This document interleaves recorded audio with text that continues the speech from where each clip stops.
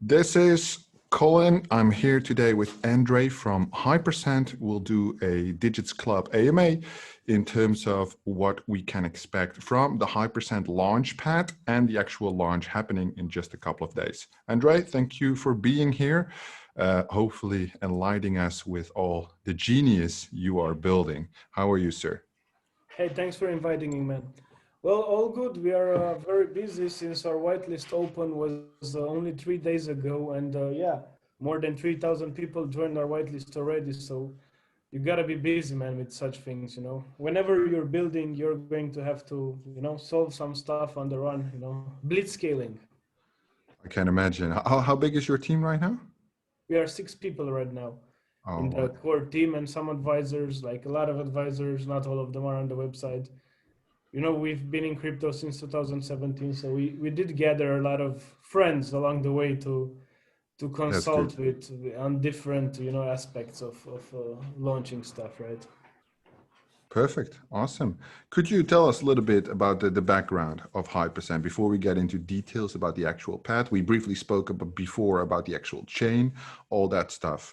What would you say if you had, let's say, 5 minutes to fully explain what you're trying to do in your vision? Where does it all start? So do you want me to start with the team or do you want me to talk about the product more or the background of the team? Wherever you would like to start, and I'll just hook in to whatever, which way Okay, we go. so anyways, this launchpad started in the most organic way possible. So I knew Alex and Andrei Popa, the other Andrei Popa. Basically, there's two guys with the same name on our team. Okay. Our website is broken, but it's not. So we met at a blockchain conference in 2019 with the other Andrei Popa because we had name tags and people were coming to us to ask us about they were coming to me pretending they have spoken with me before on LinkedIn, like what happens on conferences. Like we spoke and I had no clue. And I realized there's another Andrei Popa and he had the same problems with people I spoke with. So anyways, I met this Andrei Popa. It was all fun and games. Alex, our other co-founder, we didn't work together at that time, but he was also at the blockchain conference then because he was presenting a sort of a launchpad in 2019 model, Wishpels or something it was called. It was pretty cool. I was there Right. with another project with ZoidPay. ZoidPay built a Chrome extension which allows you to pay with crypto anywhere right now. It creates a virtual Visa card for you and you can pay with like Kadena. We integrated Kadena recently. We made a partnership with us and ZoidPay and Kadena. So anyways, um, at some point when I left this ZoidPay, after this blockchain conference I told you about, obviously I went through a couple of other projects as advisor and so on, but my focus was on making money on coins, right? Like everybody else in this market, I was Of using course. my experience for years now to buy the right stuff, right? A friend of ours showed us Kadena, and me and Alex bought some big positions in Kadena, right? This was like 1 year ago, exactly a year ago, or maybe even more. And yeah, we found about Kadena, which was amazing because when we looked at Kadena, we saw that Stuart Haber works for Kadena, and Stuart Haber, if you search Stuart Haber Wikipedia, it's going to show up the blockchain Wikipedia, not his own page, because he's considered the inventor of blockchain. And he is mentioned by Satoshi in the Bitcoin white paper 3 times, like the most cited person in, yeah, you'll see S. Haber there. And why did Satoshi mention him? Because, well, besides inventing blockchain and so on with others, obviously, there's a whole crew of people. Uh, he had an editorial in New York Times about blockchain. And obviously, he made a lot of in the 90s, man. This is like in the 90s. Long So time ago. so yeah, this guy is like an OG, and somehow uh, I feel like this guy has a better claim of stating that he would be Satoshi than Craig Wright, let's say. But obviously, because he doesn't claim anything, which makes him more mysteriously like this old engineer guy, not waving hands, not just doing his thing. So on one hand, you have the ideology of blockchain and the tech behind and the history, and on the other hand, you have Stuart Popjoy, one of the co-founders of Kadena. This guy was head of crypto department at JP Morgan. So on the other hand, you have like the reality of financial system and Right. accreditations and the regulations. And Kadena also had some ex-SAC people on board. So when we looked at it, we were like, fuck, man, whenever something happens regulation-wise, those guys are going to be tough because they're incorporated in New York. So if somebody can survive in New York incorporated, they're going to do well anywhere in the world with crypto, right? So we looked at the tech itself. Kadena is a proof of work blockchain. It's very close philosophy-wise to Bitcoin, but it has 20 chains in sharding. So it has 20 chains that work simultaneously. Something like, let's say Vitalik wanted to do with Ethereum 2.0 before considering going to proof of stake. Somewhere in late 2017, he was talking about this, as far as I remember. And it works, man, for 2 years now on mainnet. And not only it has 20 chains in sharding, it can have as many chains as it wants in sharding. So it can. And in terms of the change, what chains? What does that mean in terms of like practice? Is it faster or more efficient? Cheaper. Basically, Everything. the gas Everything fees better. the gas fees are very low.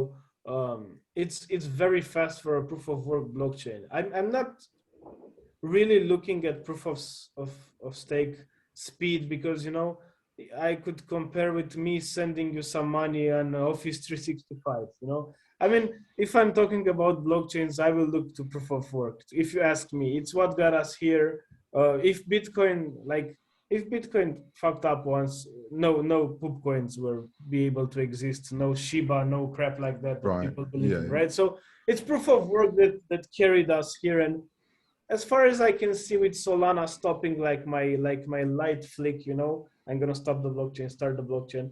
It looks like proof of stake still isn't like the safest bet for me at least, you know. So we love that Kadena is proof of work, and we looked at it as not only a good store of value, but also a good blockchain to build on because it has its own smart contract language called Pact, and this Pact was developed by all those geniuses from Kadena, along with Emily, who was CTO at Hasquell, and now it's CTO for Kadena. So those guys have like a lot of Vitaliks on board, a lot of type of genius programmers who can build like amazing core technology, you know. And yeah, we were attracted to that. And I talked to Alex and I told him, well, since we are pretty big bag holders, why don't we talk to them to help them make better marketing? Because Kadena looked boring. It looked like a project developed by developers, which is great for a blockchain, which is like the layer one tech. A blockchain needs to be decentralized. It doesn't need to market itself. Projects building on those blockchain have to grow it, right? But the blockchain itself should be faceless, right? Which reminds me of, you know, when Vitalik was promoting Ethereum in 2017, he learned this the hard way because he became the face of Ethereum and somehow a central point of failure, and people faked his death, and Ethereum plummeted, if you remember. And he wrote like a note like, I'm not dead, it's me, whatever. So anyways, we thought we should help Kadena with the marketing to make them a new website. We applied to become Kadena ambassadors. We were accepted right away, obviously, which got us to the core team. We spoke with the core team. We made a website draft with Kadena, the true home of DeFi. We saw big potential for Kadena to be like a DeFi place because of all the reasons I mentioned earlier. Like, it was too radical for Kadena, and they said, man, we love your ideas, but it's too radical. We are like a big corporation. We are slower than you think, and we have to have board meetings. We cannot like rebrand and stuff, you know. A funny thing is the website we offered to Kadena was very close to the Hypercent website you see today. So I spoke with Alex and I told him, man, look, we wanted to build a website for Kadena to bring more projects on Kadena.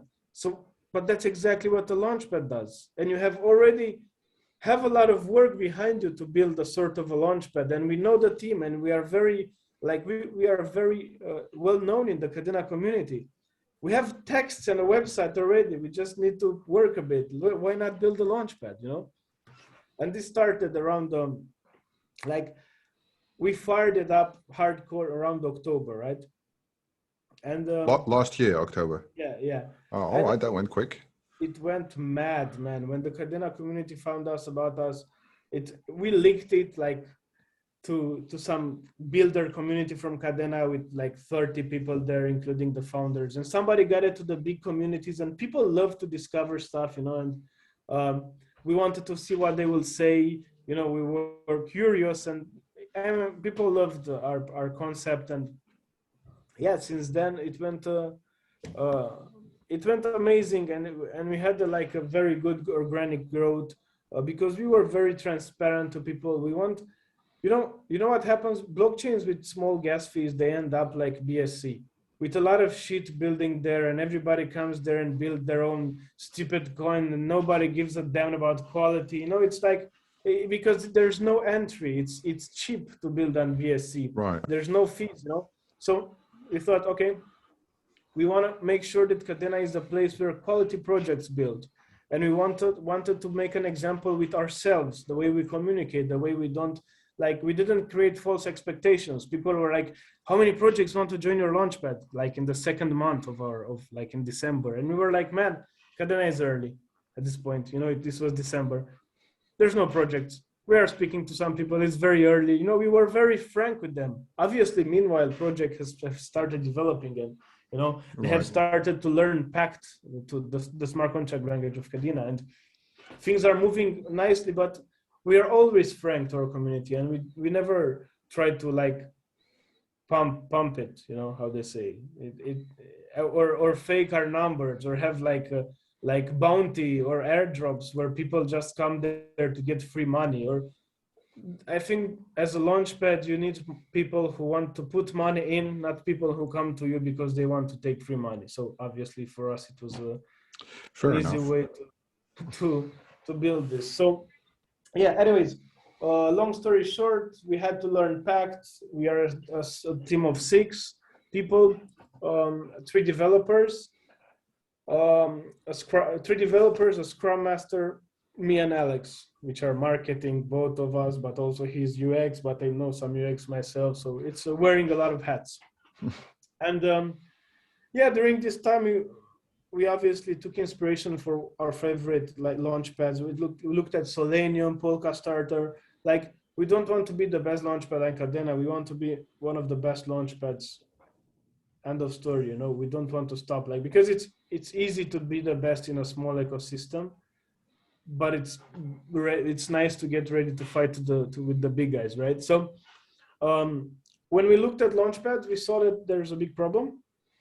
Allocation is being offered, like, it made no sense economically. When we looked at Selenium, a guaranteed allocation of $500 was costing like 10K to stake.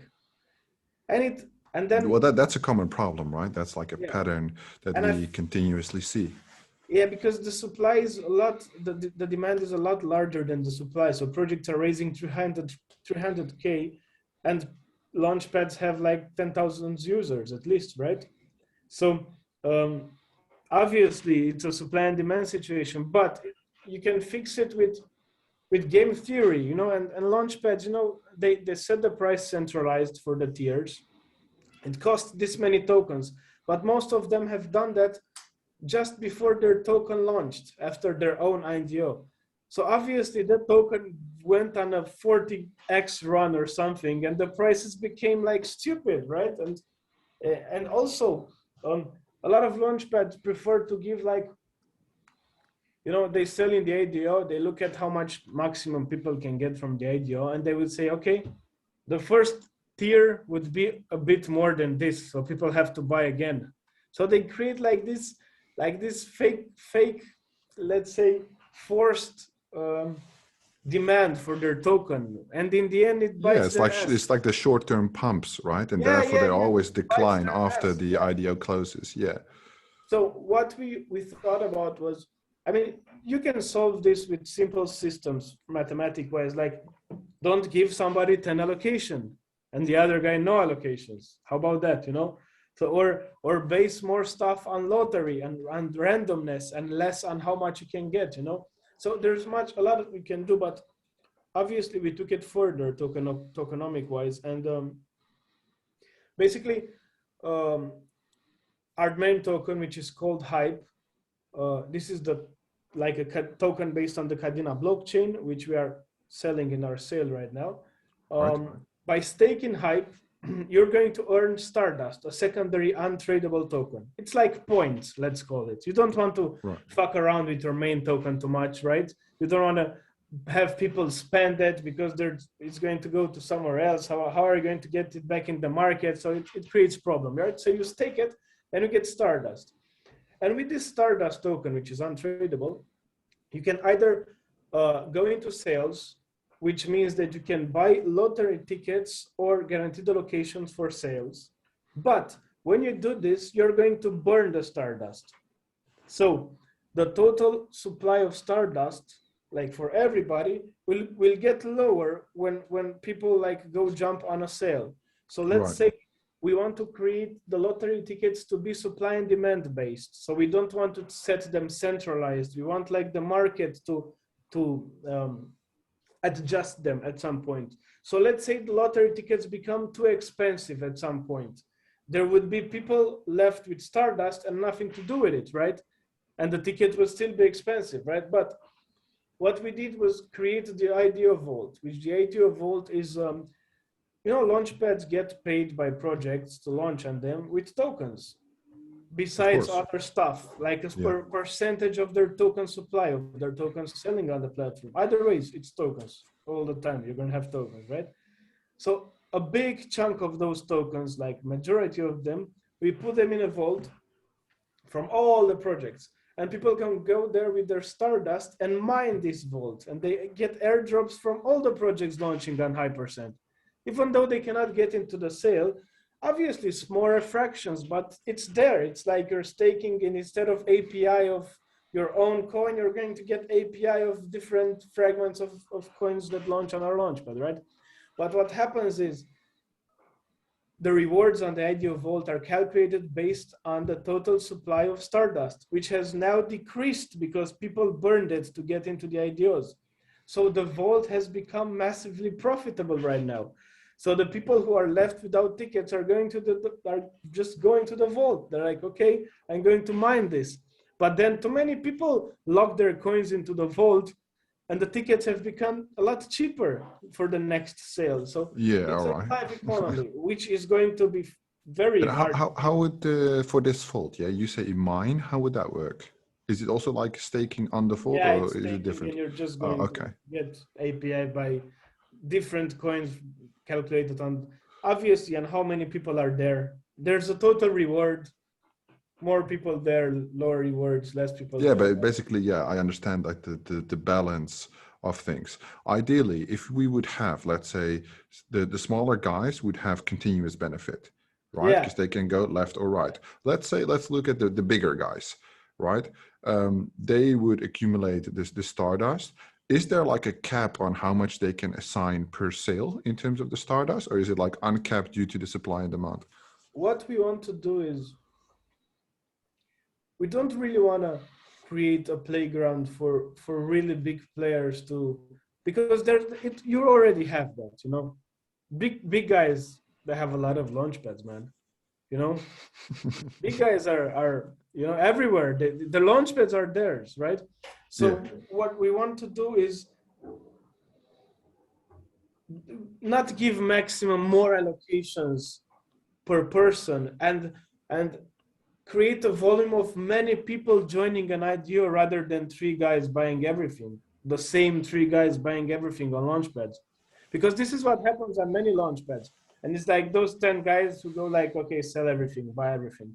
And it's not nice. We want to build a community of people who help other people build their dream projects, So we are thinking of ways of maybe creating a private sale part of our Launchpad for really big guys and have them like legal stuff, because some projects cannot afford like us. We didn't take any private sale. We have only one sale. We spent our own money and time to build this because we wanted to have a token which is bought by everybody at the same price and in the same conditions. We were really eager to do that, right? But some projects cannot afford that and they need a private sale of, let's say, 100K. Yeah. We put them in So front of those guys. when you would say like a private sales section, perhaps, right? When you say the bigger players in terms of, let's say, financial commitment, what in your I don't know right situation now. would you say, like, is it But like what I know is that I don't hate rich people. We are not communists or something. But so we need to find a mechanism for people who can afford more money and more risk, obviously, because when yeah, you go into private, you're going to have a lot more risk because you see less being built. But we want to obviously control this process and see how cheap people buy in private. You know, those we want to make sure that we don't then get them into public, and people into public are exposed to investors who got very cheap in those projects. So oh well, yeah, we are very aware of this market, let's say, and how it works. We are very aware of this. So obviously we want to protect people who are not so aware of this, you know. And yeah, I don't know numbers. We are building a launchpad. We have a lot of conceptual stuff going. We have a lot right. to build, a lot to learn pact Put it to a wise. test maybe at some point as well. It was even hard to build our own lottery. You know, for our whitelist, now you just have to be in our Telegram. But we thought, okay, how are we going to make sure that we like reward people who are early? Because, you know, it's one thing to come to Hypercent when there are 500 people there and a website and say, okay, I believe in those guys' vision, right? And I prize that guy, right? Who trusted us from the beginning. And there's another thing to come there when there's like 8,000 people and be like, well, there's 8,000 people here. Something must be good, right? So you want to like reward the guy who's been with you for the past 4 months and knows about your project a lot, you know, and probably has replied to other people in your chat, replied to their questions, to help new members and so on. So we build a lottery system, which basically gives you tickets based on how early you are on our Telegram group. How does that work? So basically, if you're like in the first 500 people on our Telegram, you get 8 tickets. Somebody who goes now has 1 ticket. So somebody who was very early has 8 more chances than somebody who was very late to get into the IDO, to get whitelisted, to get a guaranteed allocation. So basically, the lottery picks who gets to enter KYC and then sale itself, right? Right. So we wanted. But is that only for the Hypercent sale, or is it basically for all the lotteries going forward as well? For Hypercent sale. For the other lotteries, people will be using Hype, but since our token doesn't exist, we had to find the criteria, right? And first come, first serve is very, very. It's lazy work, man. It's like you're going to treat people like zombies because you're lazy and you just want to build a swap. First come, first serve is like, here's a fucking swap contract. Play with it when I want to. You're not building anything for that sale, if you ask me. So we built a lottery system. You log in with Telegram, you connect your wallet. We built our own Kadena wallet because what was out there when we started wasn't friendly enough. And we thought, Solanium, you have to connect Phantom Wallet, which has a great user experience. And most stuff on Solana have good user experience, but you still, you know, you're still outside. You have to connect a different wallet. It's not the same part of this platform. You know, it's like built from pieces. And we thought, why not build our own wallet and have the IDO integrated? How long did that take? I'm just curious how long such a thing would take to code like the wallet. Since early January, because the whole platform, you know, the UX and the wallet and so on. And now the wallet works on mobile as well. It's a web wallet. You can go on a website and it's going to work on your mobile phone to send Kadena from it and so on, right? Like a normal website would do, right? So, yeah, we built a lot of stuff. We had some troubles with it as well because Pact is new and not many people have built on Pact on Kadena right now. It's still early, so whatever you do, you're going to be a pioneer. But obviously, we had a lot of help from Kadena. We know them. I mean, we had calls with Stuart Popjoy, with the team, with Doug, and I spoke with Doug today, like the head of engineering at Kadena. He helped me with some bugs, you know. So we have their support. We are partnered with KDEX, which is a gas-free DEX. and Kadena, they're going to release most likely in the next like month or so. Because on Kadena, the gas fees are very low, but besides that, you know, even on Solana, gas fees are low. But gas fees are not only about money, they're about user experience as well. Having to click that extra thing, like if it costs like 0.0000 something, you cannot do an action because you don't have that 0.00 something in the wallet. So you have to first Yeah. transfer. Well, imagine this for our IDO. We had already 3,000 people on the whitelist. And because on Kadena you have gas stations, basically we are putting gas in a gas station, and the function in our wallet called those gas stations, which pay for gas on behalf of users, on behalf So of it's free. us. So it's free basically. But what I want to tell you that for enrolling like 3,000 users, our costs in Kadena was like 0.05 Kadena. How much is one Kadena? I think like $7. $6. Yeah. $6, $7. I think it's 7 now because Bitcoin pumped a bit.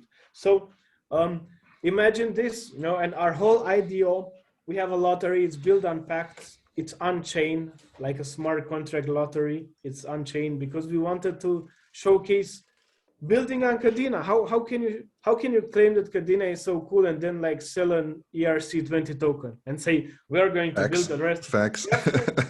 You have to build it, man. And we did. And our lottery is going to be in a couple of days when people are going to be selected for KYCing and so on.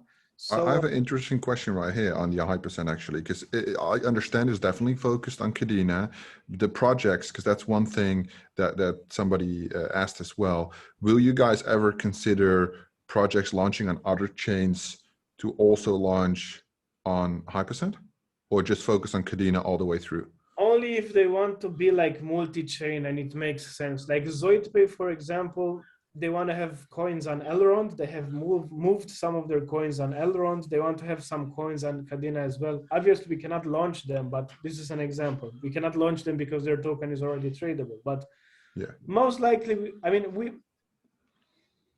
the only way we will move to another chain is if Kadena isn't what we think it is. Yeah, okay. We are firm believers in Kadena, and we think that this is the next big thing. I mean, we are looking at Cardano and so on, and how hard it is to do anything, and other chains. I mean, on Solana, you don't have multisig, for example. On Kadena, you have native multisig, man. So whenever we are deploying a contract, like if we want to deploy a contract and it needs to be signed by 3 people, it's very easy to do that. Like if you have a big bank of Kadena for a project and you want to like move some of them and you need 3 people to sign on that, it's very easy. It's native. It's in their wallet. It's very easy to have 3 signatures in the transaction and let it go. You know, it's very easy on Kadena to have fractional ownership of NFTs. So NFTs owned by more persons, like fractional ownership. So Kadena is super powerful. The smart contract language like Pact is super, super powerful, man. And we, I mean, you know, we love it. And apart from being early, right? Because as far as the code, I understand being early, having the first mover advantage, that's like one of the big things for Hypercent. On the other side, what do you think some of the risks might be apart from like the code? I don't see many risks, to be honest. I mean, nothing we can foresee. Kadena is, I mean, the only risk would be Kadena itself, the blockchain, the tech. But the mainnet is out for, I think, 2 years now, if I'm not wrong, almost. So, you know, if you have a proof of block and it has a big hash power, it like, at some point it was like half of Litecoin or something like that. So that's a powerful blockchain. It's not like some 5 dudes mining in their backyard. That's a lot of mining power there. What does that mean, hash power? I mean, the network is strong. It's hard to create a 51% attack on it. It's okay, so does that mean there's like a lot of supporters on the network? A lot of people mining Kadena anywhere, everywhere on the globe. And it's also, it's very hard to 51% attack it because you would have to go on 3 different chains. It's even harder than for something like Ethereum because of the way Chainweb works. there's an article on Coin Bureau about Kadena, which is very good, like the Kadena review. It's one of the most, let's say, informative articles out there. Is it like technical? Because as you might understand by now, I'm not that technical at all. I'm more on the business I side mean, of things Coin usually. Bureau, it's not like, you know, the most, it's not like reading code on GitHub or something, but it Okay, explains well, man. It explains well. fair It's enough. I will look it up and then I'll that's link what it for makes it everybody. important, That's good. That's right? perfect. One other thing that I thought just about was like the projects, right? You in the beginning you spoke about the projects that basically while you're developing on Kadena Hypercent, you see other projects start building as well, right? We are very much usually looking at like the GameFi metaverse space. That is some of my personal interests. That's what I try to bring to the community. What do you feel like as the Kadena blockchain, the base? What does the blockchain suit in terms of potential in regards to the projects? Well, that's the point, that we think it suits everything. I mean, if you have native fractional ownership on NFTs, you know, if there are people still building on Ethereum right now, then Kadena is perfect for everything. But we like DeFi because, you know, in DeFi, you need the security of proof of work and the gas costs of proof of stake. Because if you're going to do DeFi, it wouldn't make sense economically, like the yields and so on would have to be very high to cover gas costs on Ethereum, right? So if you do like economic with marginal things, you cannot do it like in reality with high fees. Like if you look at yields in real life money, it would be impossible to do with gas fees. Even one transaction would fuck you over, right? So we thought that, okay, DeFi would be perfect. And that's why we called Kadena the true home of DeFi. That's our tagline for Kadena. We want to have lending there and so on. We even brought our partner ZoidPay to Kadena. I told you about this, the Chrome extension that allows you to pay with crypto anywhere. So you go on Amazon, wherever you want, and pay with crypto, right? So imagine the reverse of this, getting a loan, a DeFi loan of Kadena, and then through ZoidPay being able to buy a TV instead of going to the bank. And I think this is the real power of DeFi, when the effect of it comes to the real life, not only some people playing poker chips. Because I mean, I believe in crypto, but there's a lot of poker chips around, a lot of unrealized profits and make believe millionaires, right? But in the end, liquidity will make your make believe money become real money. Facts. Yeah, I agree. Interesting. When we take a step back to the Hypercent platform, one question was Hypercent's decision to utilize Kadena partly for decentralized reasons. How would you ever think that centralization of financial networks would play a role in then Kadena? Is there anything of an opportunity in the future, or do you think it will stay 100% decentralized? Well, I mean, it depends on what centralization means for him. I mean, I didn't really understand the question. Decentralized from a let's say proof of work. Let me clarify. He said the recent issue with the Ethereum infrastructure being owned by JP Morgan. Infura and the latest stuff with Infura that holds like a lot of, and JP Morgan holding a lot of power. So that's coming to light only right now, and that would shift that part into decentralization. It's not really my thing, but I think that's a good question though. I think you cannot avoid that. And I think that if you're doing a great job as a platform, centralized platforms will be looking at you like, that's not bad. It brings real life to crypto.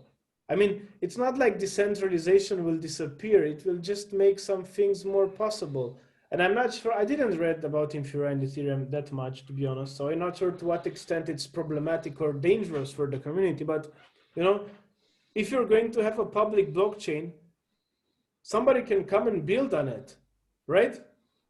They can just come and, how can you stop like Microsoft building like this huge stuff on Kadena and making it work flawlessly? Because, you know, users will always be drawn to the best product. So if they come here and build like this superb DeFi platform, but instead of being DeFi, it's kind of like Microsoft and some DeFi stuff, people will be using it. And you won't be able to stop them because that's part of the decentralization. not being able to stop big players from building on the public blockchain. So what I do think is that Kadena is so compliant SAC-wise that big players will build on it. Banks will use it. Kadena didn't even do a lot of marketing lately because, I mean, never. Kadena didn't market aggressively because of SAC reasons. They have SAC people on board. So they thought that, look, man, if there's going to be problems, we want to be far from those because we want to have like big corporate clients on board as well. They have all the relations. Imagine this, those guys like Will Martino and Stora Popj work for JP Morgan's uh, uh, crypto department. So they kind of know a lot of people. Also, they have engineers, ex Google and ex Microsoft, big engineers and so on. So they're very well connected. You can see a lot of partners on the website and so on. So yeah, I think that replies the question. It's my personal opinion on that. Oh, makes sense. I think, yeah, there's something to say for both ends, but Tada says, good point. Thank you very much. Perfect. In terms of your vision, so let's say moving forward, right? You mentioned Hypercent launch coming up. What would you say would be your ultimate goal? Let's take it slow, 6 months from now. Well, in the next 6 months, we want to like solve the whole tokenomic situation with the IDO vault and the variable lottery ticket, which is a big challenge, man. I won't lie to you. And if you building this on Kadena will be like DeFi 3.0, you would have to build like liquidity pools. The tickets might be tokens, and then people putting Kadena on one side and tokens on the other one. You have to. It's going to be hard, and you have to, for the IDO vault to work, you have to already have launched a couple of projects in order to fill that vault. So there must be like a start point for this system to work as we are describing it. But until then, we have to find a system to make this system work in a fair way, in a simpler manner. So we can launch a couple of projects, measure some stuff, learn some things, and then build the system I was talking about earlier, right? So Right. the 6 months, yeah, we want to launch some good projects. We are not very keen on launching a lot of stuff. We are prepared to say no a lot, and we have already did, and we have made some people angry. But as a launchpad, if you are curators, right? Because people are, when you're talking on a Telegram as a co-founder with people, they buy your token not only to use your platform, but because they think that you have the capacity to pick the right projects and to protect them, right? Well, 100%. Yeah. So we have to say no a lot, and we want to launch good projects, not hundreds of projects, maybe one project a month or something, maybe two. I don't know, man. But what I want to do is launch good projects and see them working. And we already speaking with projects. I mean, we have been approached by some projects. Some other projects are already in development, and we have connected them with the right advisors to push their projects further. Because, if I'm going to trust a project to do a great job, and I have somebody who can help them like a lot, I'm going to send this person there and tell them, look, guys, this guy can help you. And I'm going to make sure that they succeed, right? In terms when you say looking for quality projects, right? Obviously, we do, well, let me speak for myself. I do a lot of, in terms of what would you say are like key components for like a good project when you would filter on it? Because I definitely look usually at different things.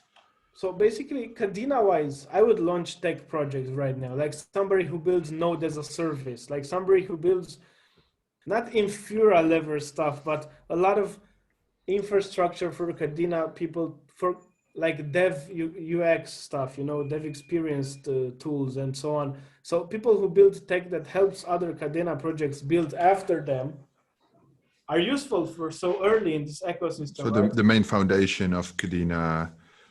For sure. DeFi, loans. Even NFTs with no functionality, if they have a community big enough, because the power of NFTs is that they bring mainstream people to Kadena. If you have an NFT project strong enough, you're going to bring new people to this blockchain. People who will be using the products of other projects we have launched or other people have launched, whatever, but it creates a bigger community of people, right? So NFTs have a big value because it's a lot easier to understand a cat with a crown that has to understand yield farming and liquidity pools and so on, right? So Right. it's a good entry point for any blockchain. But we wouldn't launch meme coins, for example, because with my old heart, I hate them, man. I hate them. I see the utility of them being similar to what I said about NFTs, but I have been poisoned the whole summer with people thinking that Shiba will get $1, that I cannot facilitate this kind of behavior. And this is one of the All right. reasons why our total supply is 10 million.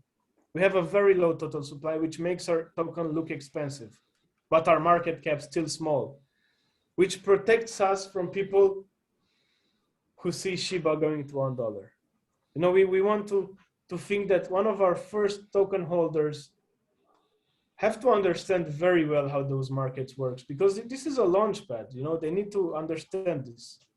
Let me ask you a critical question. Yeah. When you would say the audience that Shiba, of course, Shiba to $1, that's like a typical kind of when Binance, when Lambo type of audience.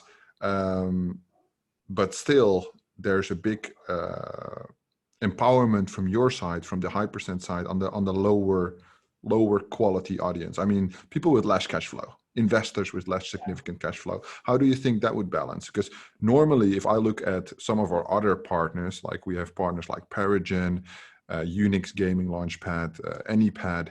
And for example, Anypad with a really small market cap, there is where a lot of the chaos among the crowd, if I can phrase it in my most non-aggressive way possible, their launches are always FUD, right? Always. If it goes well, people are crying. If it goes good, people are crying. So if you say like, oh, we want to make a low barrier of entry, So yet what we not the do Shiba is, guys. we don't think that the Shiba guys are poor. We don't think that people who have less money have a lower capacity of understanding projects. There are a lot of Shiba guys who have put in 50K in Shiba. So I think that's you're talking about the mainstream right now, and the mainstream is very important. But the way we have built our community, you know, what you said about FUDing and so on, we were so transparent with people right now with how we are building, and never lied to them like we are talking with 20 projects, this is going to go crazy. No, we were very transparent. We have got them through our process so transparently that they can teach anybody new how this works. And if somebody comes now and FUDs our Telegram channel about this, they're gonna get their faces slapped with good arguments because they know what we are Okay. working on. Right. You know, so obviously I don't hate the Shiba people. I just don't want to empower them remaining Shiba people. I want to take them aboard and get them through our process of look how this project is built. Look how much time it takes. Look how many resources, problems, bugs. It's a reality, you know. Slow things down because people, you know, this bear market, like, let's not call it bear market before people get annoyed, but this dip for a couple of months was obviously stressful for us since our project started and like Bitcoin was 69K or something.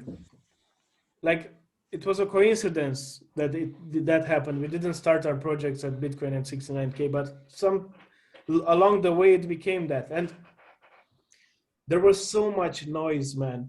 It was hard as a good project, it was almost impossible to communicate to audiences because every crap project was performing well on the market because of people knowing the market would crash and big players pumping the hell out of those stuff. And there was too much noise. And it was obviously stressful to see the market collapse like that, like beneath our feet. And, you know, you feel your chances going left and right while working in crypto, but we are since 2017, we're already used to that, right? To the volatility.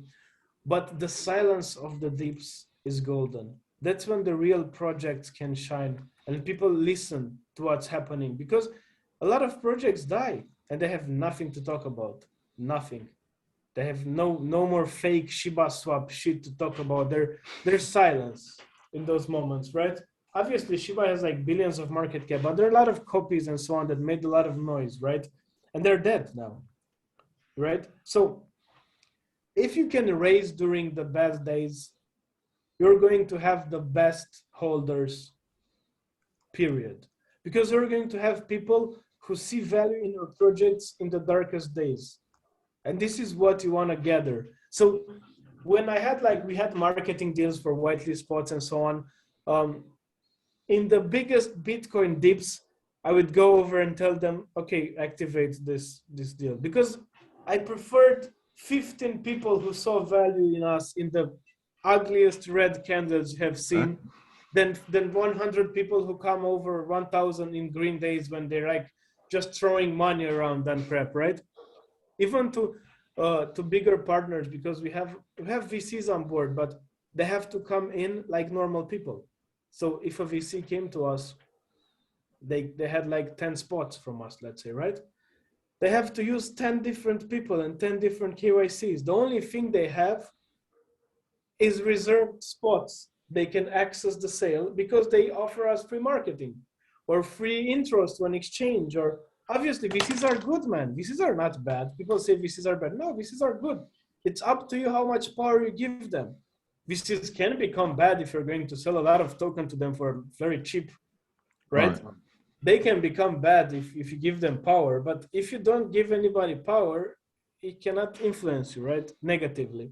So even with the VCs, we were going to them and sending them like, here's this list, put your Telegram IDs there if you want the whitelist spots, because that's when you know like the real partners come on board.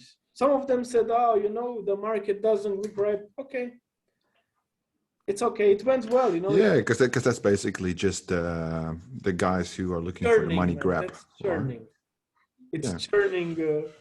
Those will be the first guys to dump your token as soon as the vesting is being released. What is the schedule on the vesting and the token? Could you, because we haven't even discussed that at all. The token sale, when is it happening? The whitelist, you mentioned the KYC, So which I think is interesting. Opened 3 days ago. There's 3 days and 3 hours, so almost 3 days ago.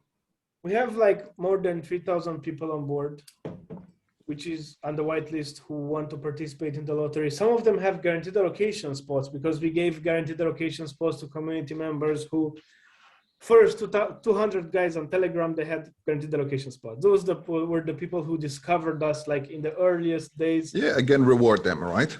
Yeah. Then first 100 people on our Discord, we had like this first come, first serve contest, which was just like a concept of showing people why first come, first serve is bad, because our bots failed, the Telegram authentication the Discord authentication got destroyed. But we did give like 100 people got access from that. So there's a couple of 100 people with guaranteed allocations, a good couple of 100 there, but like call groups, like group like yours, they used to get some spots because we had the whitelist open for that in that time, as payment for marketing, right? Mm-hmm. Which is very nice for a project, instead of spending money on marketing, right? To offer. Well, free is always good. Not even free. It's basically we are taking money from them in the end, but it's an opportunity for them, right? Because they're getting a token and utility. As long as it's win-win, then I think it makes sense business-wise. Basically, if they see value, it's win-win, especially since we have never approached anybody. Like we have never approached anybody. All the deals we have is from people who wrote to me. All of them. So no cold, no nothing. Only pool marketing. We did our job well. A lot of word of mouth, a lot of organic stuff. We never asked people to share stuff. If you're going to ask people to share you because you pay them, if you're going to stop paying them, they're going to stop sharing you. Yep. So there's a lot of basic economy and consumer kind of knowledge that we have as obviously marketers. I have an MBA in marketing. Alex also is. So token wise, our whitelist opened. You have to be on our Telegram. I mean, for now, you don't have to be on our Telegram. You just go to app.hypercent.io and you can join the whitelist, connect your Telegram, and you're going to get 1 ticket. Because you're obviously late. It's like 8.4K users right now or something like that. I think we have so many online users, like almost 1.5K today. So it's a big ratio because we don't have any airdrops, so no bots have arrived. No, we don't have like people. We didn't create the game theory for people to create like fake accounts or fake engagements. So yeah, we are selling 4 million tokens out of the 10 million tokens, the total supply. So the cost of a token is 50 cents because we have $2 million to raise for 4 million tokens. So it's 50 cents. The vesting is 33% at TGE, which actually we are going to have TGE. It's going to be a swap. So it's going to be literally instant. You're going to get the tokens, but I think we are going to put a hold of 10 days on that initially, on the tokens. And then you're going to get 33% of them. Why we are putting a hold on that, like a small vesting, like a 10-day mini vesting, is because KDEX, the DEX on Kadena, will be out end of March, maybe very early April. And we want to be on KDEX. We don't want people to trade us like OTC, and because it creates like environment for scams and right. So we want to be mature about this, right? So 33% at TGE, let's call it, and then 33 more in 3 months, and then 34 more in 2 months. So it's a 5-month vesting. Why would it be so short? It's about 650K at a time that's being released. Yeah, but there's still a bit more. It's like 750 because there's also 15% liquidity. Right. Which is, but with us, it doesn't mean we sell it. But we will be using it on KDEX or on any exchange we have to list. They're going to ask for liquidity, so we have to give them from summer. So yeah, let's say the initial supply is low and so on, although the price of our token seems higher, which was our decision not only to repel Shiba people, but also because it's easier to understand. It costs 500 tokens to get allocation than it costs 5 billion, 5,000 blah, blah, blah tokens, right? It's an UX decision as well. And in terms of, okay, so then people now have the opportunity to still get whitelisted, but they only get 1 ticket, right? Then in about 3 days, you said the whitelist is closed. And the lottery starts. The lottery, how long does the lottery last for? Is it like instant or? I'm going to, yeah, it's a blockchain. It's just going to load and then send the reply. So basically, the first round, there's guaranteed allocations, obviously, for people. So in the first round, because everybody has guaranteed allocation of up to 1.5K, obviously you need to think of a system that doesn't allow anyone to be left out. So in the first round, 1,333 people will be able to buy, right? Because that's the mathematical number that can close up to 2 million if they all go max. They would all buy, but of course they don't all buy. Yeah, but it's built like it cannot happen that some of them are left out, right? Yeah. Let's say they buy with an average of, we've made a poll on our Telegram, which has 1.3K respondents, which is amazing for a poll. You're going to find it on our Telegram, an anonymous poll. And the average now it's somewhere at 890. And at 890, it's like less than 2,000 people would participate. 1,000 something, whatever. So based on that, probably the lottery for round 1, let's say there are going to be 400 or something, 500 spots in the lottery. But then the second round is going to be only lottery, because all the guaranteed allocation people lose their chance. If they don't buy in the first round, it's gone. So the second round is a bigger lottery for what's left. And I think there's going to be a lot left. I don't think the average will be 900. Because, you know, people exaggerate. Maybe it is, maybe it's higher. I hope it's not higher. Yeah, it also depends on the day, right? Like, I mean, a lot of, you have a lot of serious guys, but if Bitcoin takes a dive of 8%, a lot of people are going to hold back because they're chickens. Maybe a little bit Shiba. I'm afraid of a bigger average, to be honest, because I want more holders. Right. But I don't want to change the rules of the game. We never do that. So we you know, those are the rules. So anyways, if let's say 700K remain unsold in the first round, which is like those rounds are not calculated. Oh my God, they didn't close in the first round. No, they're meant to not close in the first round. Their whole purpose is to make sure everybody who has a guaranteed allocation has a guaranteed allocation by mathematics, in a way Yeah, that makes nobody sense. can buy more than the whole. So in the second round, if it's 700K, you're going to divide that by 1.5K and see like 400 people or something we're going to get in the second round. So there's going to be like our lottery basically makes a list of people in an order of how closer they were to a number. So there's a lot of random shit going on, but you're going to have people from one to the last people, to the last guy. So the next 400, starting with 1,334 to let's say 1,734 or something like that.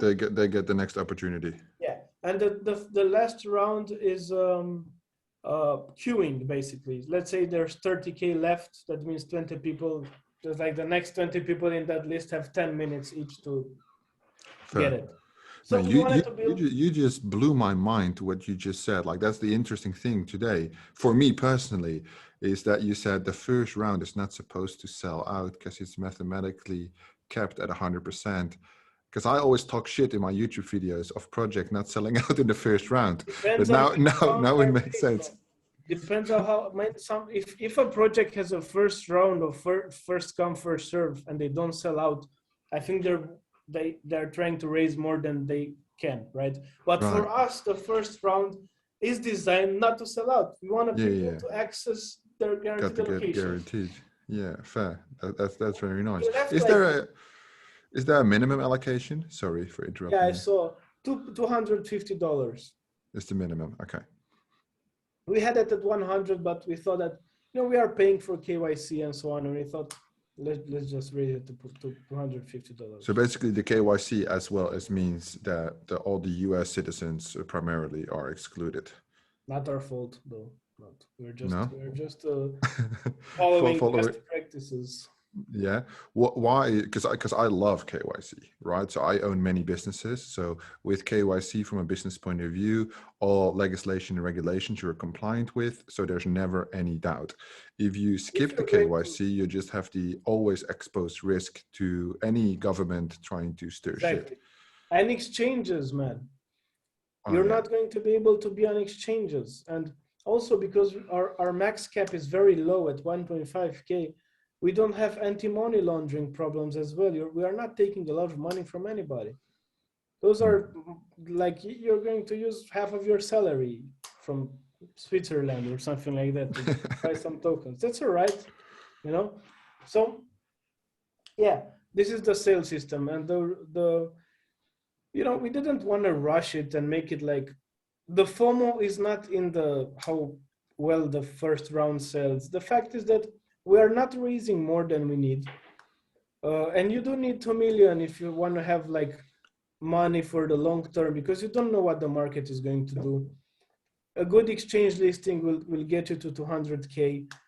Good developers are 10K a month. So we are realistic. We are not building a dream here. We are building a business. Launchpad is a business. It's easy to understand how it will make money. It's maybe one of the easiest business model in crypto you can understand nowadays, because the supply and demand is very clear on the demand side, right? There's a lot of demand for projects. So what I've seen from other projects is, I was looking, for example, at Atlo protocol on Luna. I'm insane. I'm looking at projects launching on chats on other blockchains. I'm following everything to see what kind of problems they have, what people say, what people are angry about or happy about. I'm like this crawler, and I was looking, and those guys raised like 2 million in private, and then they wanted to raise 6 more million in public sale, and they only raised 4.5. And I think for a Launchpad to raise this much, I mean, I don't know. I am not open to talk about like tokens performing well and so on. But if there won't be a buying pressure for your utility token on the secondary market, you have done a bad job. Yeah, well, that's one thing because I don't own any tokens personally as a business, so we can talk about tokens all we want and give our judgment on it. But like in general, what we see, I review primarily games, right, that launch GameFi on Launchpads, and we see games that with their tokens and then NFT sale, they raise like 25, $35 million. Like game development is expensive, but it's not Yeah, that type of expensive, right? I mean, you can easily spend 5 million on a game if it takes like 2 years to develop. especially those play to earn, like a lot of those games remind me of like Rip off early games. Pokemon. They're like early Pokemon on Game Boy kind of games, right? When Yeah, we yeah, were yeah. young and you played this Pokemon, it's cool, but if you're going to raise a lot, you better be fighting EA with your Yeah. game. I mean, I'm like, yeah, I'm like, what do you need $35 million for? And then it's like, they have a long roadmap in terms of they obviously need to develop, right? And then it's like NFT drop after NFT drop, and the audience gets excited by it. But all I see is like more cash injections, right? More cash, raising more cash. And from an investment point of view, you're just diluting your own business with like crazy high market cap potentially. But yeah, definitely yeah, agree with those over. So you have a 6 people team, yeah, coming back to the team yeah. for a second, 3 devs, and then 1 Scrum Master. Yeah, I have a business degree, but I don't actually know what a Scrum Master does. I see that title all the time, but I've never There's a worked in project corporate manager, myself. like a smart project manager who will beat your ass in calls if you're going to talk crap. He's going to help you select the best tasks. He's going to take, like, if you're going to focus away from the goals, he's going to slap your ass and get you back to the goals, even Ah, if you're a perfect. co-founder. Because this guy is a friend of mine, and he would easily tell me, shut the fuck up in a call. You're dividing attention from the goals, man. I was like, sure, man, that's I call him my pit bull. He's on the call right here. It's Vladimir, but he's my scrum master. But basically, my pit bull to keep everybody in check. yeah. Uh, It's a lot more complex, obviously. They have knowledge of more things, but yeah, but basically, it's like the spider. Yeah, like yeah. dividing the things, keeping track of everything, make sure everything goes well. It's a good project management for tech. Like it's the Scrum model of building sprints. It helps you build sprints and so on. And besides that, this guy also used to be a QA engineer, and he helped us build like test programs to to test everything out, right? So yeah, this Perfect. Where do you see the team go when we? Because 6 people. I don't know that how many people work at a Launchpad, but I would assume normally more once it's up and running, right? I can assume that it's quite a labor-intensive process. When you would take it, last time we said 6 months, let's say 12 months down the line, how do you think the team would expand? Or do you want to keep it I think small? that, you know, the whole point is you have to build, and at some point you're going to hit like a how do you call it, like flat, when you don't have to build so much. You have to use what you've built and only correct things, UX wise and so on, right? Because you're building a platform. And um, I think that you're going to need a lot of people who can judge projects, because you're going to get absolutely destroyed by projects you want to launch.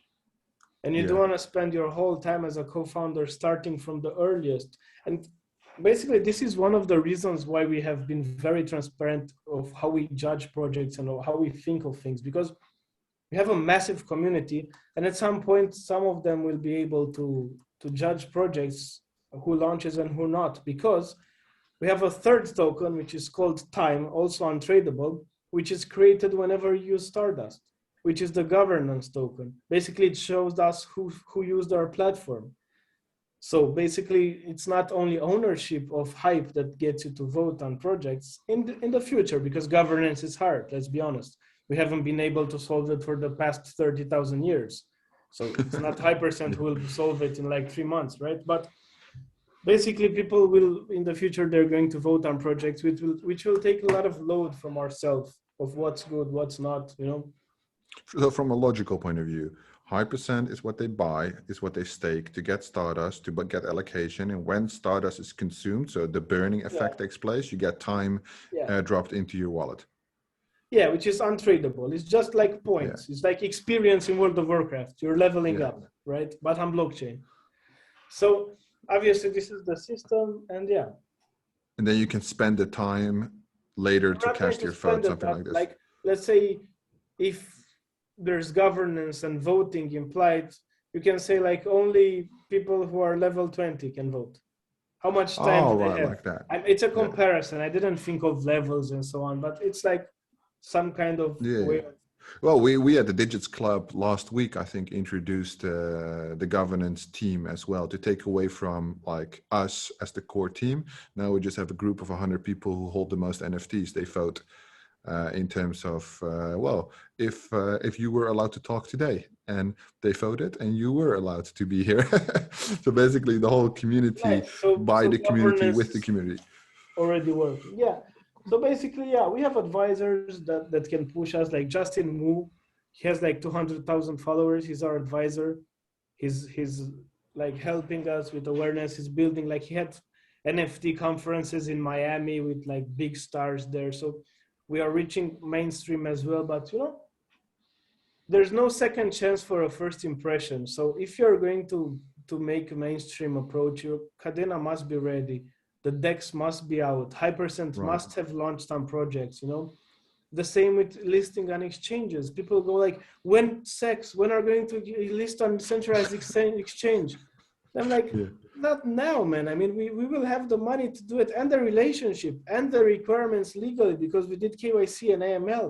But if I'm going to list on KuCoin or Gate or something like that, which obviously you have to list on something that lists Kadena because it's a Kadena token. So they have to have Kadena integration.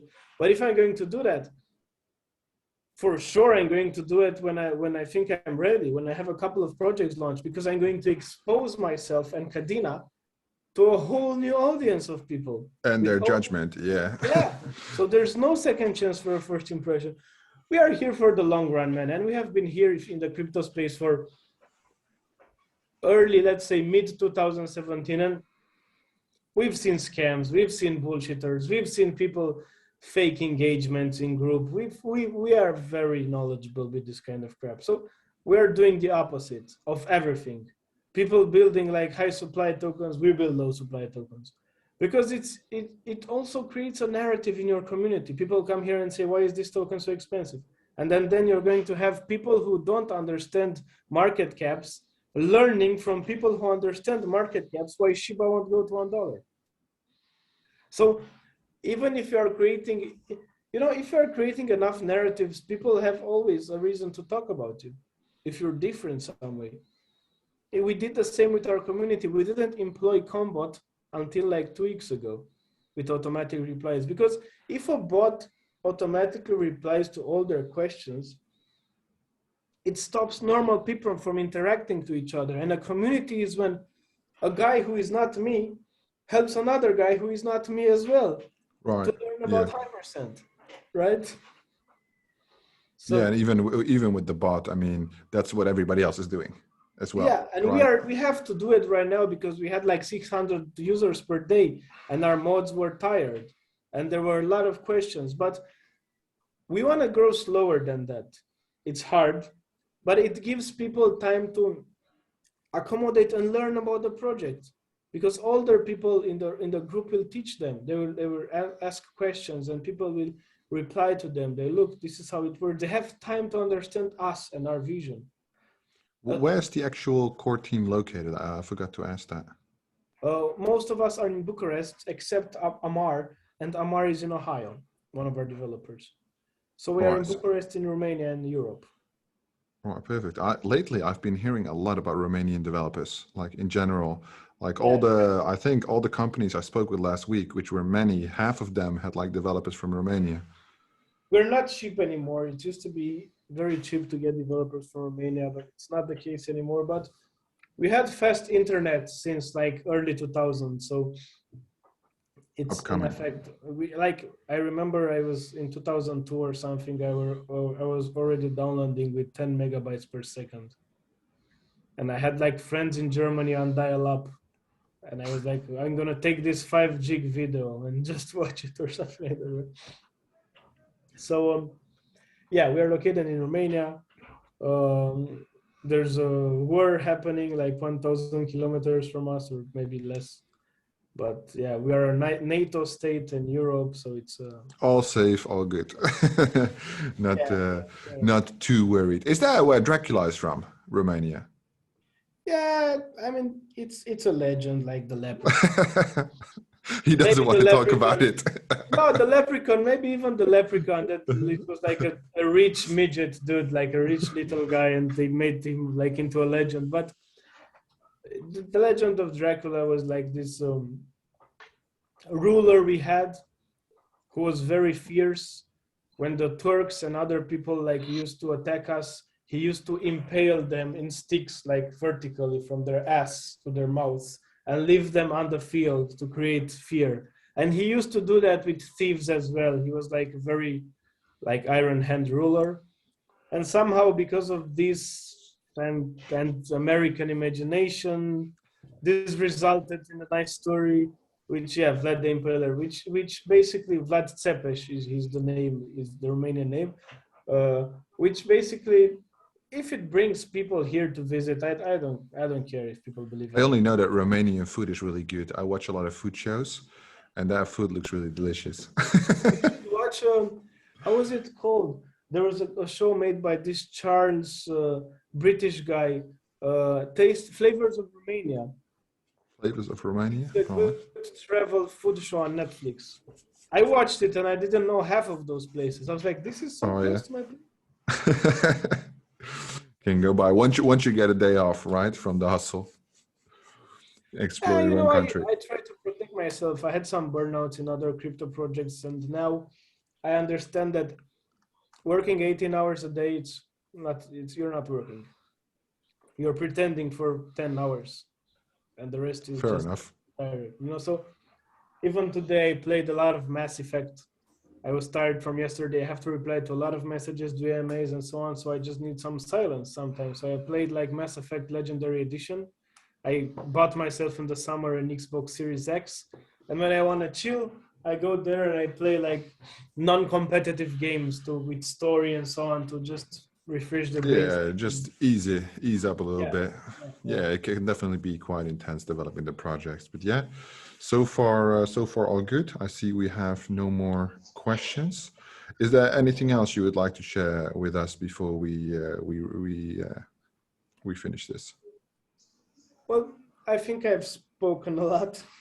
But Yeah, I think it's super clear. I mean, like the whole fishing kind of thing, Kadena, I do understand the build up, the ramp up, the momentum, but obviously one thing we don't see that often is the realism, right? So definitely the slow pace, or not slow, but maybe slower than the hype, realistic, right? man. It's So yeah, realistic. We yeah, are yeah. moving very fast. We are blitzscaling, but like realistically Yeah. blitzscaling. This So guy, not no unnecessary marketing hype just to push the Blackwater, is token sale, asking basically. if you're going to expect a Hypercent. Yeah, our wallet is going to be a browser Chrome extension as well. There's going to be a lot of stuff happening in that wallet. A mobile app IDO. You can participate in our IDO on mobile. So people were like, I have to be home. Oh my God, I hope I don't miss it. No, man, you can have your mobile phone with you. Luxuries. Yeah, Well, it's the adoption, right? Something we haven't we really. have actually 52% users on mobile who joined our whitelist, not like people who come on our website. People who joined our whitelist, 52% mobile. Piers, is that you? Trying to say something? I see you unmuted your mic. How did he even do that? Nobody's supposed to be able to unmute their mics. A little hacker. Okay, I'll mute him again. No, everything all clear. What we'll do, perhaps in the future, once the sale has been completed, we might be able to speak again when the first projects come in. I would love to. I think this is a really great opportunity. Definitely, one thing I always tell the community is that everybody loves Launchpads in a bull run. When the tokens are $12, everybody cries that they can't get in, right? So these are the opportunities. Bearish trend, new Launchpads launching, right? For the investors, it's a gamble, but that usually pays off highly if you're willing to see it through. So I really appreciate you showing your face, because I've talked with many Launchpads and they don't want to come here because they don't want to dox themselves. So that's a huge plus for me. in general, and you're a very nice guy, so it was easy to Thanks talk for to. having me, man. We were doxxed from the first day with our LinkedIn and so on links. At this point, the only reason why you cannot find our LinkedIn on our website is because Alex forgot to put a LinkedIn button there and our developers didn't develop it. But in the first version of our website, all of us have LinkedIn theirs and you can find us and so on. So yeah, we have updated stuff there. We are real people who have been in this industry, and obviously we are doxxed because it's a leverage for us, you know. It's like, Yeah, I why mean, wouldn't you if use you have your nothing to LinkedIn? hide, that's the Yeah, thing. I feel like when I review projects, if you don't dox yourself, there is something you gotta hide. Yeah, but there's crazy people in crypto. There's crazy people in business everywhere. It's not a reason not to make that I step, in think my opinion. it's disrespectful to do that from my perspective, to hide like that. Anyways, the fact is that anybody can join our whitelist now. Just go to app.hypercent.io. If you like it, join our whitelist. Go find us on Twitter as well as hypercentpad. Um, and yeah, join us everywhere if you want to keep close to us, you know. And thanks a lot for inviting me. It was really fun. Very welcome. I'll make sure to put all the links in the description to Hypercent so you guys can follow them. Thank you so much, Andrei. Have a great rest of your day and hopefully talk soon. Thanks, man. Bye-bye. Thanks. Have a nice day. Cheers. See you guys. Bye.